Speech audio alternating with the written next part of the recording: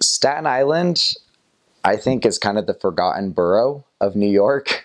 A lot of people, because they hear there's five, so they're thinking Queens, Brooklyn, Manhattan, the Bronx, and they're like, what's the fifth one? And Staten Island. So don't forget Staten Island. I love it there. And Staten Island has about 500,000 people on it. And if it were an independent city, then it would actually be the second largest city in New York, the state of New York. And it's really fascinating because Staten Island is much closer to New Jersey than it is New York City. There is one bridge that connects it to Brooklyn, the Verrazano Bridge, which is the largest suspension bridge east of the Mississippi River. And it's beautiful. I loved crossing the Verrazano Bridge. It was a lot of fun to be able to live on that island and have that chance. And then the other way that it's connected to Manhattan is by a ferry, a free ferry. And if you ever go on vacation, actually the Staten Island ferry is probably one of the best deals you could get for a good experience as a tourist.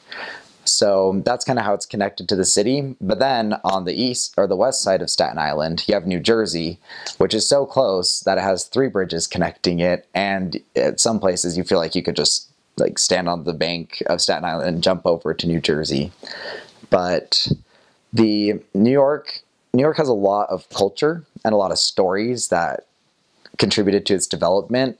The legend with Staten Island is that they had a competition between New Jersey and New York, and each had a boat.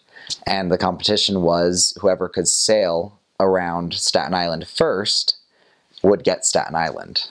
And of course, New York won. And so that's why Staten Island is now part of New York City, which is pretty interesting. And I'm grateful for that because I'm glad I got to serve there. The Staten Island is quite big. It takes about an hour 15 minutes to drive from the north end to the south end.